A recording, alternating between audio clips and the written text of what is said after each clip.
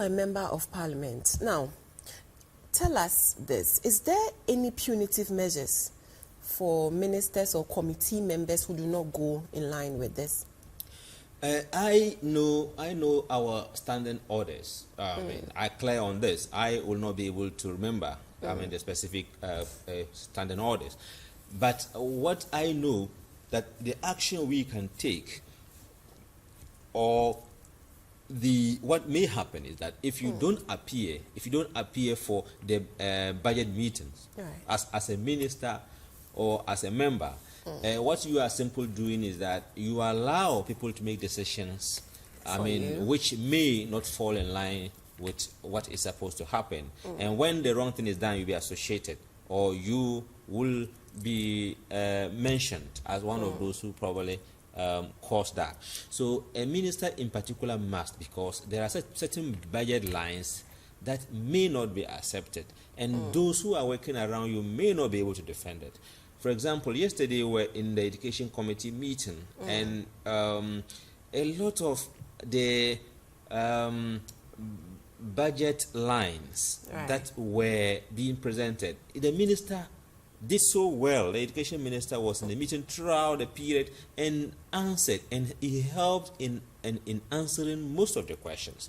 Which I found, to be very, very, very good, because he kind of displayed, knowledge of his ministry. That means he understands whatever is going on in the ministry. In some of the committee meetings you go, the minister will tell you, let me call the agents, that particular agency chief executive or whatever to come and explain. But in this situation, he was able to explain, defend, and he demonstrated that he understands what he's doing as a minister. And that is actually what is supposed to happen, because you are the spending officer, you are the main person there to drive affairs. So you must... But do you think that a committee should come up with punitive measures? Like I was saying, we definitely have punitive measures. But is it applied? Because members of parliament have different rules. Right. We are handling a lot of things. Some even belong to more than one committee. Right. So you have two committees running concurrently, and we all have to have, you have to make time to attend each of these committee meetings. So that sometimes people are absent on genuine basis. But for the minister in particular, you don't have any excuse, because that is the main thing. Because if you don't have funds, how do you run your ministry? If you don't have funds, how do you ensure that things are done at the ministry? And when the funds are released, you are the one who spends. So that one, you can't have any excuse. But I think that members of parliament are doing well. My experience in some of the committees is that people who have been appointed as ministers, they rarely find time to attend committee meetings. For example, in my committee, we have about 6 ministers. And so you go for a meeting, and you will find that a majority of those attending the meetings are from the minority. And if minority decides not to attend the meeting, then you are going to have quorum lost, and the meeting cannot take place. So that is actually what is happening. And you go for a meeting, then you find maybe 2 or 3 people from the majority, then the rest of the attendees are just members from the minority side. Right, let's look at the 2023 budget that was presented. What's your stance as minority in parliament? Minority in parliament supports the budget in principle. All right. The budget go through various stages. If we say we are rejecting the budget, that what we are simply saying is that they shouldn't pay salaries. They shouldn't pay teachers. They shouldn't pay nurses. They shouldn't pay civil servants. That is what we are simply saying, and that is impossible. So budgets must go through. Budgets must go through. Of course, that doesn't mean that it goes through wholesale. That is why we have what we call it goes through stages. Right. We have the policy, then the appropriation.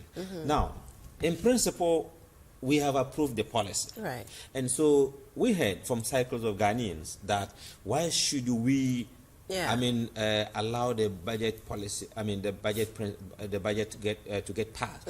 Meanwhile, what we have simple passed is the principle.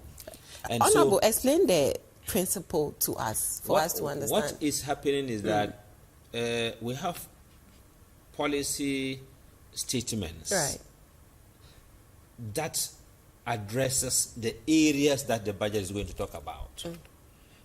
So, for example, in the budget, the minister may indicate that in this year we are going to maybe build 10 hospitals, or we are going to construct 10 dams. Or we are going to increase the number of teachers numbers by this, increase teachers recruitment by this number.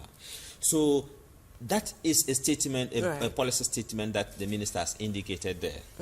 And so, but when it comes to the appropriation, where they now have details of the expenditure that is going to be made, and that is where you probably will be able to, they will be able to explain to you how much was spent in the preceding year, and how much is going to be spent this year in the projected year. So that one, you have the details of the expenditure. That is where we find a lot of shortfalls. That is where you find either figures on the higher side or downside. So that is where you are really looking for infraction. Let me quickly ask this. Have you found any shortfalls yet? We have, because in the we have about a quantum of 80 million, for the Almighty Cathedral, captured in the budget. And they are expecting us to pass a budget that will release about 8 million Ghana cedi to go and work, continue the work of the cathedral. We find this to be very, very, very, unpalatable. We don't think that is right. At this moment, when the people of Ghana are going through hardships, cathedral construction cannot be our priority. So we're surprised to see that reflecting in the budget. And we, the minority, have already made it clear to them that that particular line of expenditure will not be accepted. We will not take it. And so there are a whole lot, because you have situations where they put in certain allocations. They make allocations for areas that you think that no, or some expenditures have been made. Then you look at it, then you feel that this particular expenditure, they did not spend it well. So they have to explain to us how the expenditure was made. And so one thing that I have seen in this budget, which is so disappointing, is the releases. You budget that you are going to have say 100 million for goods and services for Ministry of Environment and Technology, for example. Then at the end of the year, you release just 10%. So what it simply means is that you set up institutions and you are not giving them work, giving them funds to work. How are they going to work? Because they will have to fuel their vehicle. They have to maybe purchase furniture if they would need. They will have to buy computers. They have to buy paper. They have to buy a whole lot of things that they have to do, services that they have to render. Yet you don't release the money. So you are simply telling them that they should get up every morning, go and sit, and come back at the end of the month, they get paid. So you, in some instances, yesterday I was going through the environment, I was going through the estimate. Then you realize that in some of the, for example, Ghana Atomic Regulatory Authority, for example, the amount of money that was assigned for capex, capital expenditure, was so low. And the worst part is that zero was released throughout the year. They didn't give them anything. This is a science institution. I mean, like, you have goods and services and you have zero releases. Now, how are they going to function? Because it is a science institution. They work with, certain materials. Right. They would need planting material. They would need certain chemicals. They would need certain apparatus. Then you are asking them not to have it. So what will they use to work? So that is the problem that we are facing. So the releases are so terrible.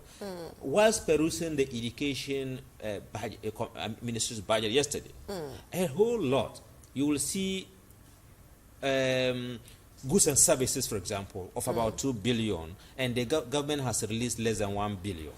Now, what it simply means is that they purchased food commodities from suppliers, right? And they owe them huge amounts of money. They haven't paid.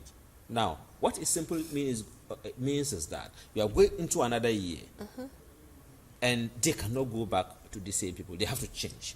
So, if you look at their record, they keep changing, suppliers all the time, because you owe the person so much so that you are not able to go back again, because all the money has been with you for a long period of time. You have not been able to pay.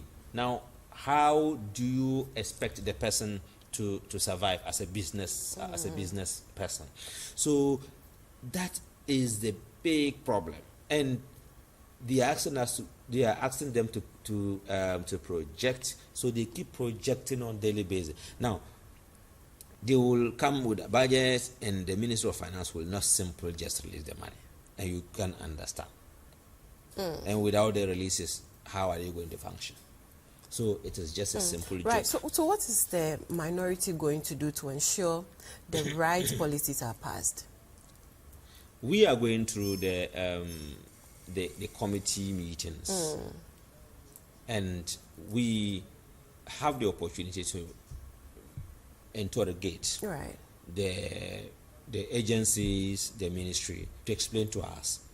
For example, yesterday we were able to scrap a huge amount, close to 4 million, which is supposed to be for teacher examination.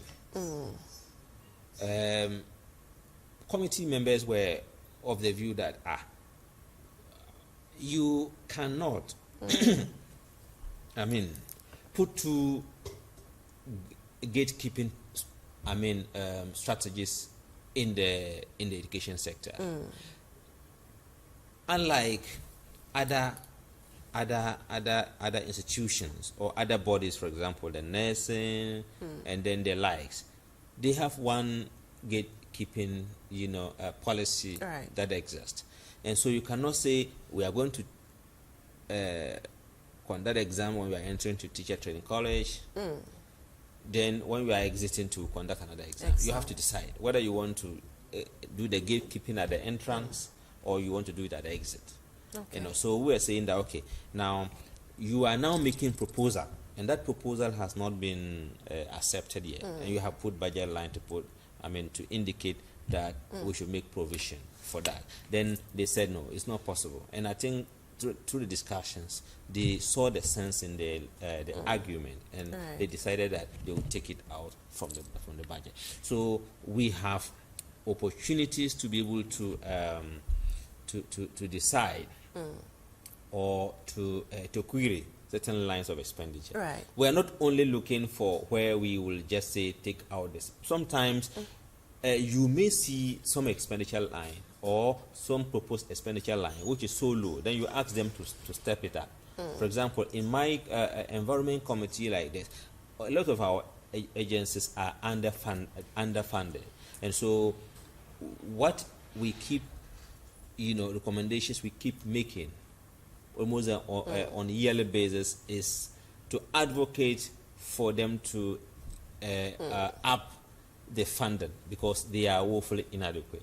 So sometimes you don't go into the committee with the mindset of just going to crash things. No, sometimes you go in and then you try to think objectively and also raise issues objectively. And those which probably are not, you don't get proper explanation for them, or you think there are doubts in the way and manner in which things are done, then you can insist that you will not take it. So at a point, sometimes we vote at committee meeting, because when there's a conflict, both majority don't agree, you have to vote. So when you vote and then you are not able to have one side,